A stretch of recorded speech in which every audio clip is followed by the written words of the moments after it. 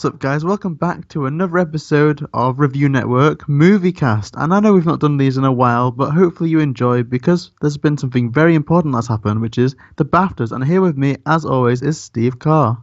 What's happening, guys? How's it all going? Woo! Okay, so what's our first order of business for the BAFTAs then? I feel like we should Well, do it. I think we'll just get straight into it, guys. We've got the Rising Star Award, which of course consisted of Anya Taylor-Joy, Ruth Negga, Lucas Hedges, Aya Aya Costa, and Tom Holland, which of course was won by Tom Holland. I guess that was probably for Homecoming, wasn't it? At this point, not Homecoming even. Civil War. I was going to say Homecoming hasn't come out yet, has it? The trailer looks alright. The trailer looks pretty cool, yeah. Yes, he won for Civil War, didn't he? That was. I mean, I'm not sure if you. I'm not a massive fan of Civil War, but I have to admit his Spider-Man is probably the best Spider-Man I've seen for years. I loved him, and I do admit that I've not seen any of the other people in their work apart from maybe Ruth from like a few TV shows. But I think it's a bit weird because do you reckon he only won because of the big title? I guess it was the most prestigious movie that an actor in that category had been in at this point. Well, I got to admit, I don't really know. Anna Taylor-Joy, she was in the latest M. Night Shyamalan movie, which was Split, by the way. Which, if any of you in the audience haven't seen it, I advise you go and see it because M. Night Shyamalan is officially back. It's an excellent movie. She was a very good actress, but I got to admit, Tom Holland deserved it because his performance of Spider-Man has completely re-energized what they could do with Spider-Man. Yeah, it was like Spider-Man in the correct settings. I loved it, and it is American accents, pretty decent. I don't think I could do a better job, and I've been listening to Kirby for like months on end. I mean, frankly, I can't.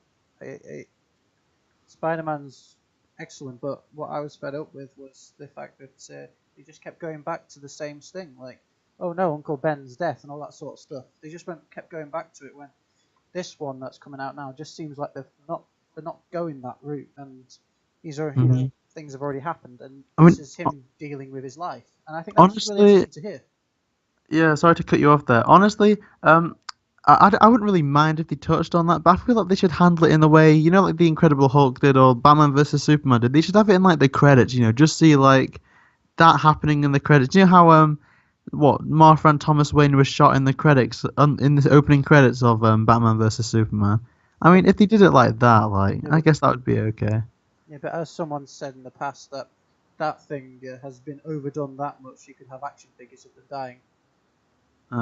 Yeah, that's a good point. Which honestly is quite true, because I think I've seen 3 or 4 renditions of it now.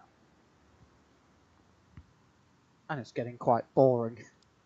Yeah, like how many times can you see someone get shot over and over again? It'd be like watching like Torchwood at this point with Captain Jack just getting floored every 5 minutes and then getting back to life. It's like watching a player on Call of Duty. Lol, just respawning. Minecraft. Yeah, keep respawning, mate. Keep respawning. You're gonna respawn sequels. Tom Holland has got a bright career. I mean, I've just recently sat and watched him in the movie The Impossible, which is 2012. Very good film.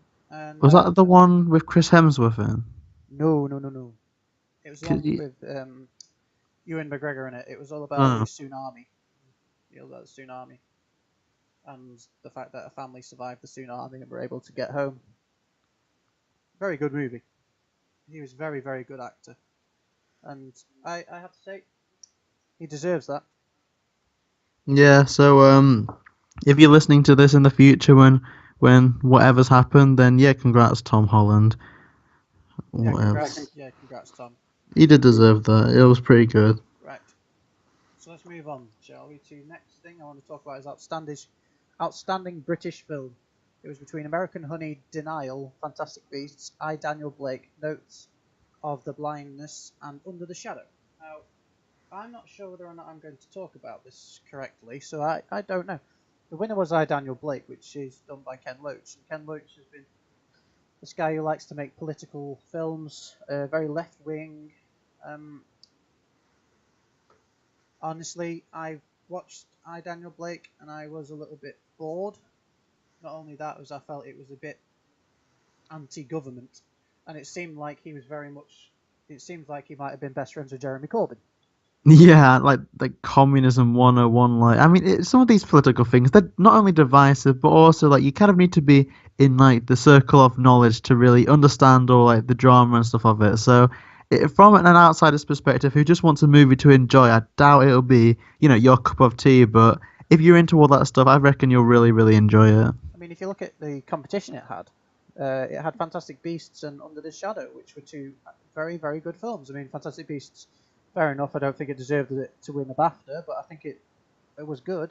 Under the Shadows, I felt deserved it more, but I understand where they're coming from. The term of the world's in turmoil in certain things, and Daniel To be Blake wasn't a honest, school movie.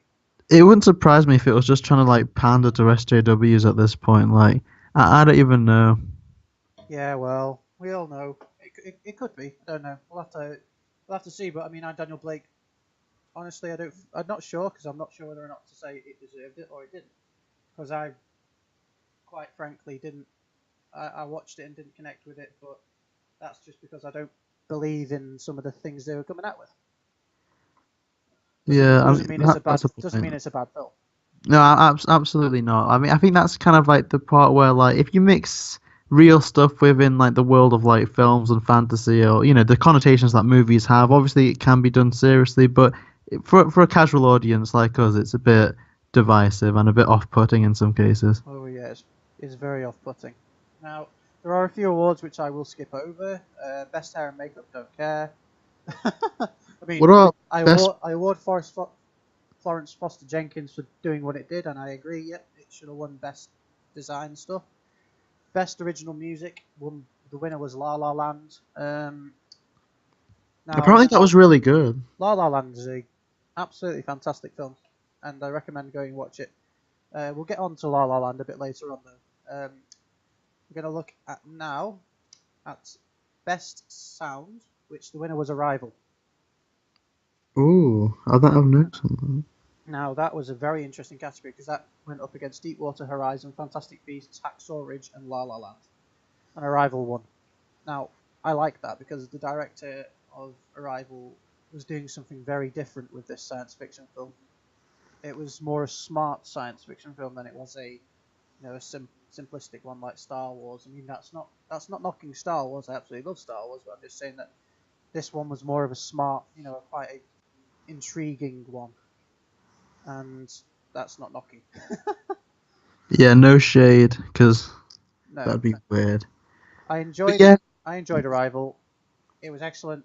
No, I can't deny their sound mixing was excellent. They were able to pull you in to the screen in a sense because the surround sound audio was able to grasp me by the ears and pull me into the screen. This was see, absolutely brilliant, and no I'm films. quite liking them this year. Like I wasn't really a big follower of the BAFTAs in previous years, but I am really enjoying this year. Like I think they did a good job, albeit for the cringy speeches that some of the people gave. I think it was really enjoyable. Like Oh yeah, there's some cringy speeches. Every year they come out with cringy speeches, though, Briman. I mean, think about it last year when Mad Max won something for costume design, and Stephen Fry criticised one of the people by calling her a bag lady. Jesus. That sparked off some interesting Twitter revolution for about 6 months. Yeah, like outrage, like some It was Piers Morgan hilarious. level stuff. Honestly, he said that so we can't even have a jest anymore at a friend, and it just proves that social justice warriors did their job in that bit, didn't they? Yeah, there's leeches. Anyway, next category is something that I definitely wouldn't win, which is best editing, which consists of Tom Holland, Tom Cross for La La Land, Jennifer Lame for Manchester by the Sea, Joan Sobel for Nocturnal Animals, Joe Walker for Arrival, and the winner was John Gilbert for Hacksaw Ridge. So, What can I say about that? I absolutely loved Hacksaw Ridge. I thought it's probably the best war movie I've seen in years. Mel Gibson has proven once again he is a very good director and he knows exactly how to make films interesting. And that's great. I mean, the editing, having to put it that way, if they're able to edit it together to make it so tense for near enough the whole of the runtime, they've done a good job.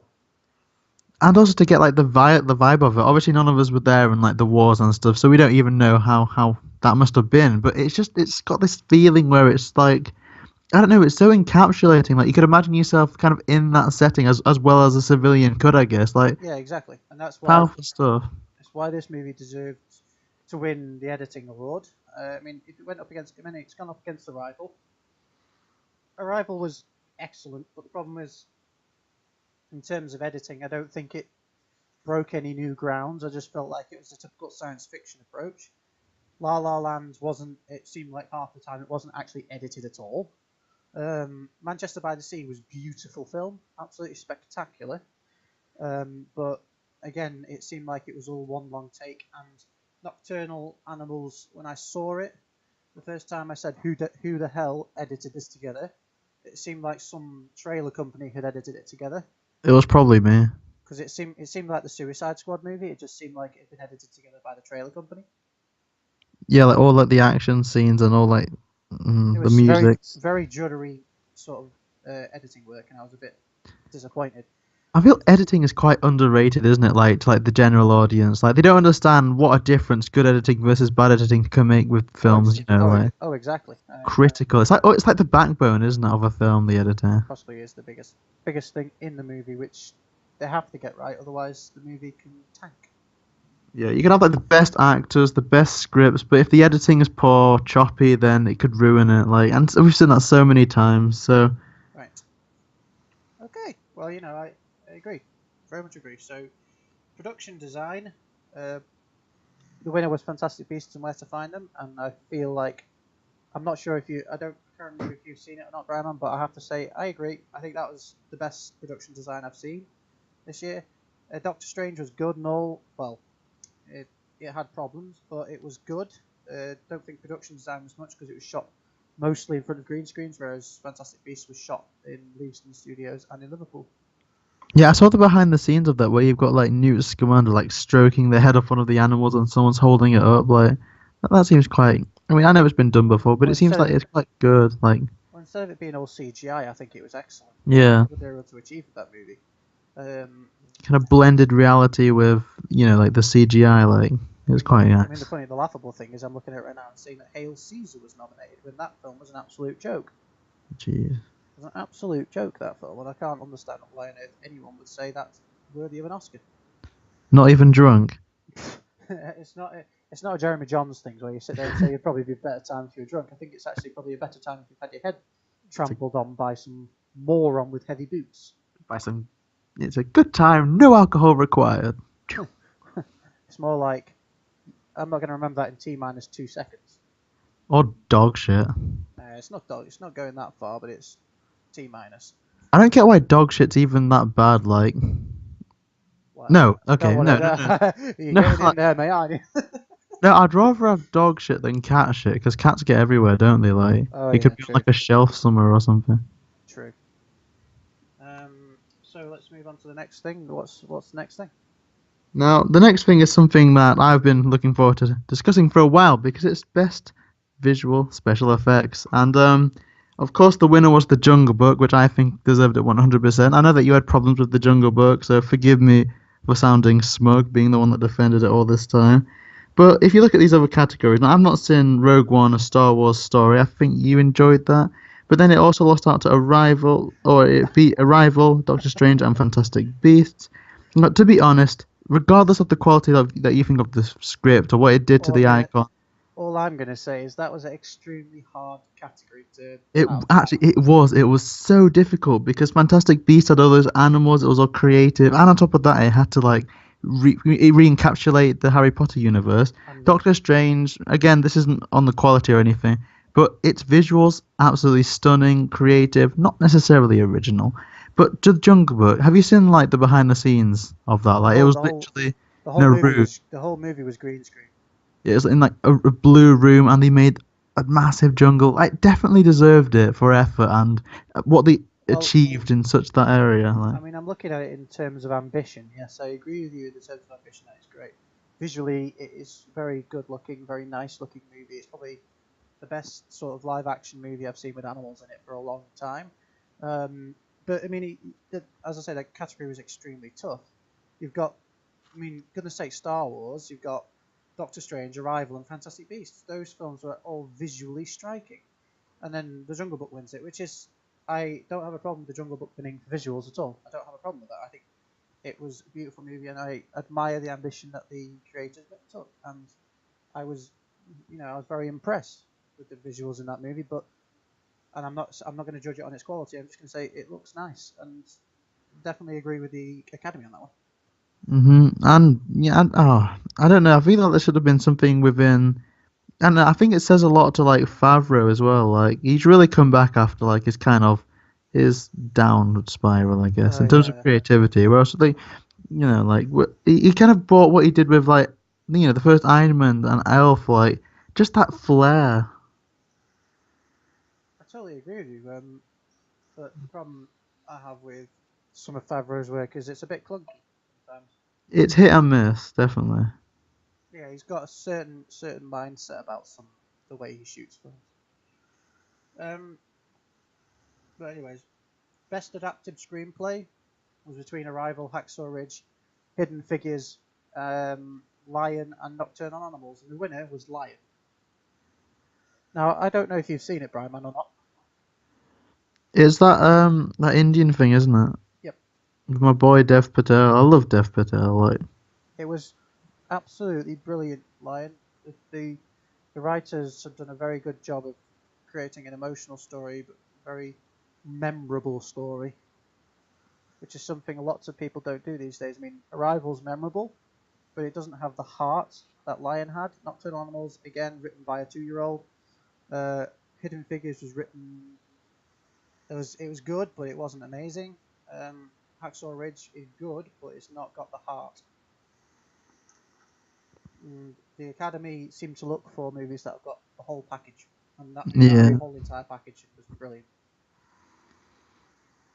And that's all I have to say about that. I think that it was excellent. I think we need to move on from that one because there's not a lot to say about it because you haven't really seen it. No, no, no. But I've heard some great things about it. Like it was up for a lot this year. Yeah, it was. So we're going to look next at Best Supporting Actress. If you could run through the nominations for me again. So best supporting actress was either Nicole Kidman for Lion, Hayley Squires for I, Daniel Blake, Michelle Williams for Manchester by the Sea, Naomi Harris for Moonlight, but the winner was Viola Davis for Fences. Totally agree. And I very I much have agree not with that. seen any of them, so rip me. It's a very good film. Very. It's got Denzel Washington in it as well. It is just an absolutely fantastic movie. Um, I feel I feel as though Hollywood's got a trope at the moment where they're all since the summer this year was such a terrible vacuum. They've come back with trying to make heartfelt stories about different eras in time, and this movie captures the era it was trying to promote very well. And Viola Davis did a powerful, spectacular, and also quite moving performance. And out of all those, I mean, Moonlight's good. Um, Lion's very good. Michelle Williams didn't deserve. I don't really know if she deserves an Oscar or a Bafta for Manchester by the Sea because she didn't really do much. Hayley Squires and I, Daniel Blake was good, but again, it's divisive. Her performance was very divisive. Viola Davis is definitely the one I would have chosen out of that if I was the Academy. Yeah, they've definitely made some great decisions this year. I agree. But were there any that you necessarily disagreed with, like completely? Not well, yeah, not really. Yes, sort of. I felt the best documentary shouldn't have been 13th. I felt it should have been the Beatles one because that was an absolutely spectacular documentary film. Very good piece of filmmaking by Ron Howard. I feel that best animated film would be somewhat controversial. Let's I've move on no to idea. let's move on to well, that's what our next topic is.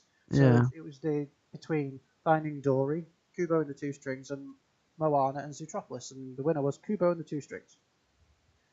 Now I've never even heard of that. I thought it was going to be Zootopia because everyone was raving about it. Apparently it's got some really deep meaning behind it. I was expecting that to pull it out, like to win, but You I've see, never even heard of Cuba and the Two Strings, to be Kubo honest. and I'm the not sure if you have. Yeah, Kubo and the Two Strings came out in the summer this year. It was one of the only films this summer which came out that was actually any good. It was it was funny. It was sad. It was very well scripted, very well animated for a start, which is brilliant in animation. It's made by the same company who made the movie Coraline back in 2008. That freaked me out. I still get nightmares about those little things. Like, oh god. Yeah, so they've made Kubo and the Two Strings as well, and the animation is beautiful. The whole film is absolutely fantastic. It is a very entertaining movie, and it's got a lot of rewatchability. Whereas I feel like Finding Dory was okay. It was more of a B movie for me. It wasn't really A-star style film as a B. Sorry. Sorry. I thought you were comparing it to the actual B movie. No, I was going That's more of a B movie. Pixar's B material. Oh god, I'm weird. Moana was. It wasn't bad, but it wasn't excellent. Zootropolis was funny, but I don't really feel like it had much rewatchability with me. So I feel like Kubo and the Two Strings, because it had everything and it was brilliant, and I agree with it. I mean, I wouldn't have been pissed off if Zootropolis would have won it. I wouldn't have been pissed off at all. But the problem with it is rewatchability. I feel, and because the Kubo has the rewatchability profile, I feel like that one clinched it for the Academy as well. So yeah, I'm entertained by that.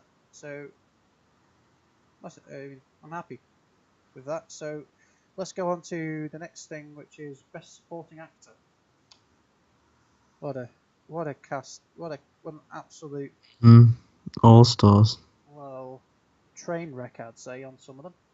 Oh, Jeff Bridges. No, Dev Patel. He's my boy. Like I love him. Like Dev it Patel, sounds like I've got like a gay crush on him, but like he's my bae. Like he could be my Valentine. Like I love him to pieces.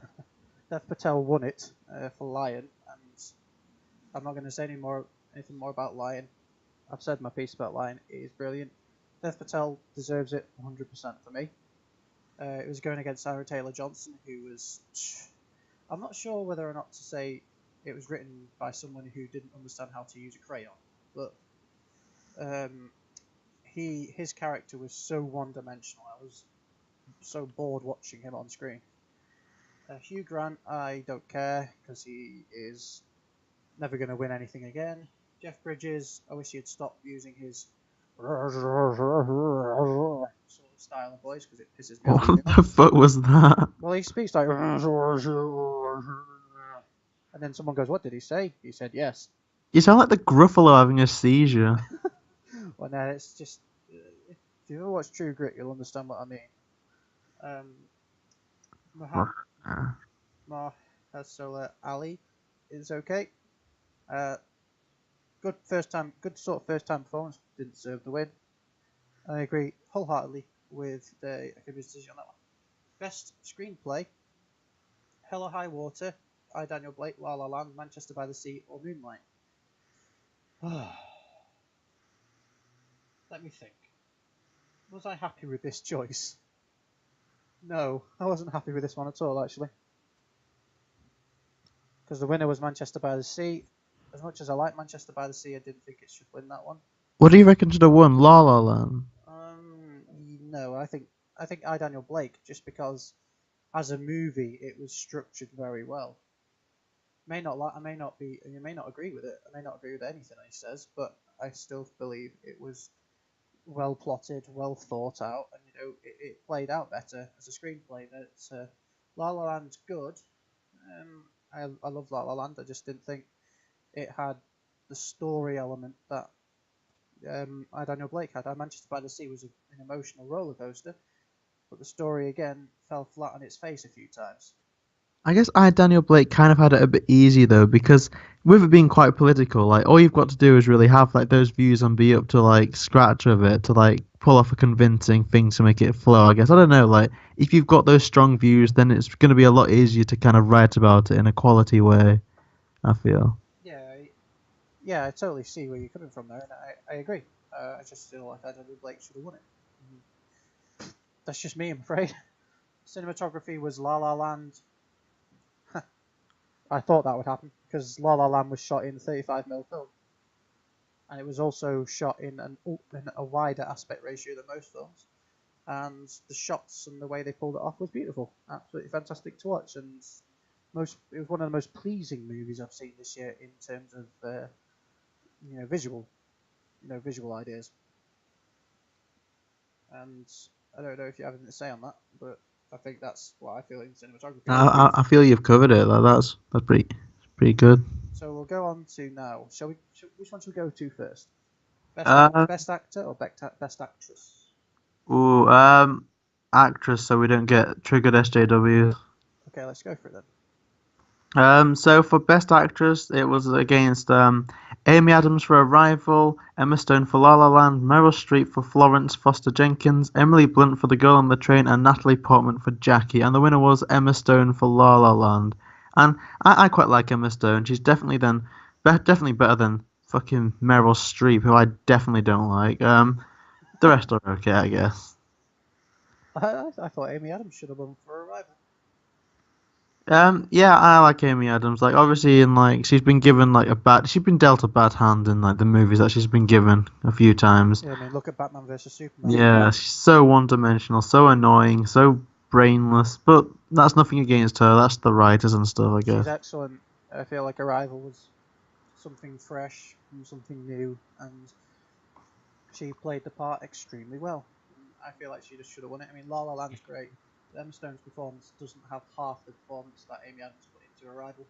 Did you see Jackie? It's curious how Portman was, because she seems to be quite good when she wants to be there. When she doesn't want to be there, you can tell. See, I was in two minds about Jackie. I liked it and I didn't. I felt that her character was one-dimensional sometimes, but at another time she was, wholeheartedly three-dimensional. But there was so many times where it sort of felt like she was one when she wasn't. And it was kind of Yes, inconsistent. such an inconsistent script. And I mean, she is an inconsistent actress. I don't feel that that's too unfair to say. Like, I can't knock Black Swan the movie. I like Black Swan. I occasionally watch Star Wars with her in it, but I don't particularly think that's. I think that's more of a guilty pleasure because it's quite funny to watch the madness ensue. But doesn't she get with a kid? I've still not seen that. Doesn't she hook up with a child? she hooks up with Anakin. Spoiler alert! Spoiler alert! Actually, you know what? The movie's been out for 10 years. I can spoil it. So yeah, Anakin. She gets together with Anakin Skywalker. But he's like a 6-year-old, isn't In he? the first movie, he's 6. In the later ones, he's a teenager. Then he gets older. They get together when he is a teenager. That's less weird than I was expecting it to be. I thought it was going to be some weird, like, just some weird. Just remember, movie universes don't relate to real universe. Yeah, that's true. Just saying. All right, so let's go to actor. Do you want to read them out? Yeah, of course.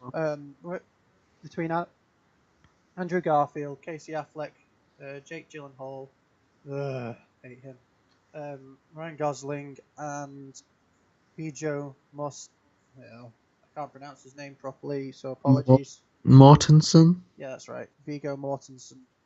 The winner was Casey Affleck for Manchester by the Sea. Again, I am in two minds. I wanted Andrew Garfield to win it because his performance in Hacksaw Ridge was just spectacular. Absolutely entertaining to watch more than anything. And he made me come out of the movie and say, wow, that guy really can act. Casey Affleck made me think, Jesus, both the Afflecks can act. Or one of them can anyway. But I feel like Casey Affleck's performance was lessened by the actual film itself. I feel like he was too good for that film. And I never thought I'd ever say that about any of the Afflecks. He was too good for it, I feel. But because he ended up overacting a few times, which is what made me think, nah, he's not going to win it. But he did, and I was a bit like, yeah, okay then. Andrew Garfield should have won it though. Jake Gyllenhaal, I'm a great hater of Jake Gyllenhaal. Yeah, he's got such a punchable face. Like, I'm not saying like if I met him I'd want to punch it, but like if I had like a toy of him, then I'd definitely whack it a few times. Like. Oh yeah, I think everyone would. Ryan Gosling, good performance in La La Land, but again, he wasn't suited to the movie. Viggo Mortensen for Captain Fantastic. Ugh. I don't understand why that movie got nominated. I think they just ran out of people to nominate, so they just put him in. Probably. I reckon they could have found a few A few more people, but I don't know who. I've always liked Garfield, you know. Regardless of what film he's in, I think he brings his best to it. Even like questionable films like Exactly. Social Network or Amazing Spider-Man 2. Like I think he does his best in the films that he's given. See, me and you are both in the same mind about Social Network, aren't Um, we? I yeah, sort of thought Social Network was a bit rubbish at times, but it diverted back to cliches and just sloppiness when it couldn't think of how to progress the story and exactly. uh, So, I mean, I think Andrew Garfield's a great actor. So, and I hope he does well in the future. yeah, same. So let's move on to the last two categories. Well, actually, no, we'll go. Well, I mean, I'll talk about. I'll say Mel Brooks won the Fellowship, and I have not got. I don't think I've ever watched a Mel Brooks film, so I can't say anything about it. But if he is 91 and everyone in the BAFTA says he deserves it, great. I must agree with him because I don't think I've ever seen a Mel Brooks film. So Um, I'm just going to gloss over that. have we done direction? I don't believe We we did. have we? As I say, we're moving on to the last two categories now. Yeah. Moving on to Best Director and then Best Film. So Best Director first, if you'd like to read them out. Okay, so the best director was between Tom Ford for Nocturnal Animals, Ken Loach for I, Daniel Blake, Kenneth Lonergan for Manchester by the Sea, and Dennis Villeneuve. Dennis, Dennis Villeneuve. Rubbish. Dennis Villeneuve for Arrival, and Damien Chazelle for La La Land, and of course the winner was Damien Chazelle for La La Land. I don't know. I have a feeling that you're gonna kind of wish that Ken won for I, Daniel Blake, Nope, because nope, no, not at all. I actually feel like Damien Chazelle oh, deserves it for this one. I don't just assume that because I think I don't like I Daniel Blake as a movie itself, because I don't agree with it. But um, I can't criticize, it as a whole. I can criticize the story, but I yeah. can't criticize the technical aspects. Um, So congratulations, Damien. You're a star fan. it's well deserved. Well deserved. His movie is brilliant. This is the second venture he's done into musical, and he has proved again he can make excellent films, and he can also make them entertaining. And that's really what it's all about. I mean, as director, he's able to pace the movie the way he wants it to be paced, because he also wrote the script as well. And I feel like he's done an absolutely wonderful job. Hmm. I agree wholeheartedly. I mean, I think Denis Villeneuve for Arrival, it shouldn't win Best Director. No, no way. But it was definitely one to watch. Daniel Blake again. I wouldn't say directing is excellent. Kenneth Lonergan for Manchester by the Sea is very well directed, as I say. Didn't like the story as much, but I thought it was directed well. And Nocturnal Animals was, as I say, Nocturnal Animals I felt was directed by a 2-year-old. So I can't really say much about that. Yeah. So we'll move on to Best Film now. This is a very interesting category, I feel. So it was between Arrival, I, Daniel Blake, La La Land, Manchester by the Sea, and Moonlight, and the winner was La La Land. Thoughts? Well, I've not really seen many of the other ones. I feel that it's been up for a lot. It's been a really tough competition this year, I feel. Maybe more so than in other years. I'm not sure what your opinions on that was. But yeah, I guess they did quite a lot right. A bit wrong, but that's the same. There's no one perfect film, is there really? No, no movies without problems. No movie ever has ever been without problems. But yes, La La Land. Yeah, it's the best film of this year. Well, last year anyway, it was the best film. I definitely agree with that. I think that the category was pretty tough, but La La Land was the standout for me. And They've all been quite tough though, really. I feel this year, like it was entertaining. It was a great BAFTAs. I really enjoyed it. yes, as did I. I feel like every year I watch the BAFTAs, they get better and better and better, and I just want them to keep coming with them. They're just proving to us that they're brilliant.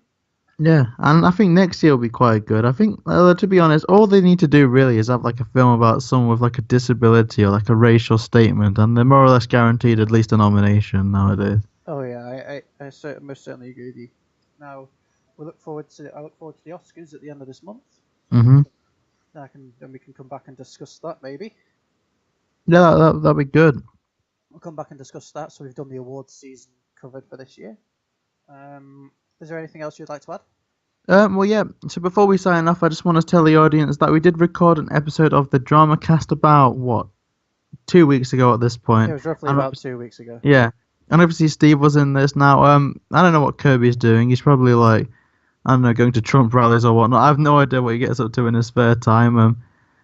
I have no idea. But anyway, that's taking a while to get on the channel. But I was just wondering, Steve, if you wanted to talk briefly on your plans, just in case, the stuff your announcements. I'll leave one or two things to the podcast for when that gets Yeah. released. Quite a large announcements I'll leave to then. But so far, current plans is I'm going to be starting a new channel called Gear Grinder, where I talk about things that are irritating in certain aspects. So first video is about Call of Duty, which is I'm going to explain why Call of Duty has become a big problem in the community and become the big grinder.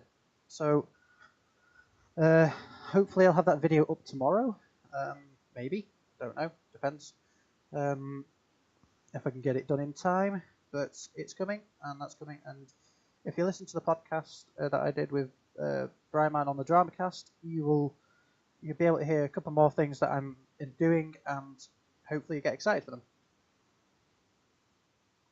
Definitely. I think we've all got some like good stuff coming up like lately. Like I've personally been really, really happy with how things are going over on my channel. Obviously, I want to get this audio sorted out and all that. Kirby is doing really well. Obviously, he's really, really busy. He's responsible for all like the new designs that we've got going on. So I can understand that he's really busy because he's a great guy. Like I really like him. Like he's just got a lot going on at the moment. Yeah, lots of us have busy lives, you see. So it's kind of most of the time it's just when you can do it, and when I can, more than anything, isn't it? Yeah, definitely, absolutely. One of those things. But anyways, I think we're done with the Baftas for this year. I think we agreed with most of them. I'd say so, yeah, for the most part. I have to applaud Bafta for doing a good job this year. Woo! There you go. Vote Trump. No, no, it's not on my list to do. No, neither's mine. I don't. We can't even. And even if we were in America, we couldn't because it's over now. This is a movie talk show. Donald Trump the movie coming next year. Hashtag build a wall. Oh God, starring Leonardo DiCaprio probably. Yeah. At least we can have a bit of fun with that. Gary Shandling. Oh God. Oh shit, he's dead, isn't he? I don't know. Actually, good question. We'll have to go research it. But anyways, that's it from us, isn't it? Yeah, that'll do us for this episode. Really, really hope you enjoyed the return of Movie Cast. Obviously, I think we're going to keep it to like whenever we can and specials at this point. So I've really, really enjoyed it. And this has been Briman. Steve, make sure to share this episode with your friends, your family, your pet dog, and of course, Meryl Streep. Yeah, make sure you share it with Meryl Streep. Just spam her. Yeah, I hope you enjoyed this episode, and we will see you next time. Subscribe to Kirby Mudkip. Briman, and me, and Review Network. And Kirby Mudkip. How many times? I just think that they should do it. Like, just subscribe to Kirby Mudkip. Should subscribe to all of us, really, shouldn't they? And Kirby Mudkip. Yep, he's included. Oh. Yeah, okay. Anyway, guys, that'll do us for this episode. See you next time. See you later.